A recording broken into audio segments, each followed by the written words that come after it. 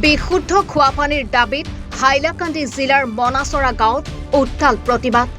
জলজীৱন মিছনৰ অধীনত কোটি কোটি টকা ব্যয় সাপেক্ষে নিৰ্মাণ হৈছিল জনস্বাস্থ্য কাৰিকৰী বিভাগৰ এটা মেগা প্ৰজেক্ট। এই প্ৰজেক্টটো আৰম্ভ হোৱাৰ পিছত কেইদিনমান পানী যোগান ধৰাৰ পিছত আজি প্ৰায় এবছৰ ধৰি এটুপিও খোৱা পানী যোগান ধৰা নাই বিভাগে, যাৰ ফলত বিশুদ্ধ খোৱা পানীৰ বাবে বহু অসুবিধাৰ সন্মুখীন হৈ আহিছে এই অঞ্চলৰ ৰাইজ।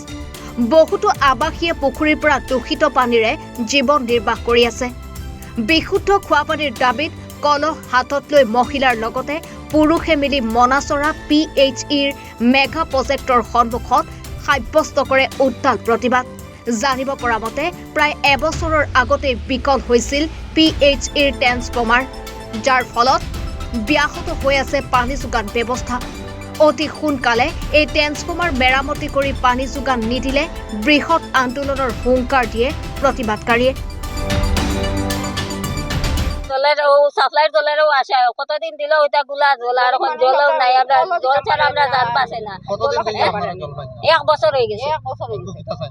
তো জল চাই, যদি জল খাই না আমরা ইয়ার দিনের ভিতরে দিতে তো আমরা ডিসি আমরা নাই রাস্তা ইয়ে করবো না, তো বেকার সাপ্লাই গুড়া কে লাভ আছে? সাপ্লাই উলাই সব বাঙ্গিয়া গুড়া করে দেবে, বেকারি সদে খাইয়ে লাভ আছে নি?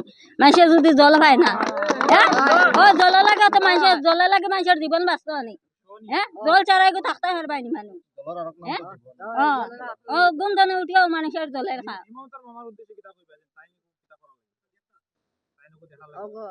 তাই দেখো দেখিয়ে ইয়ে করে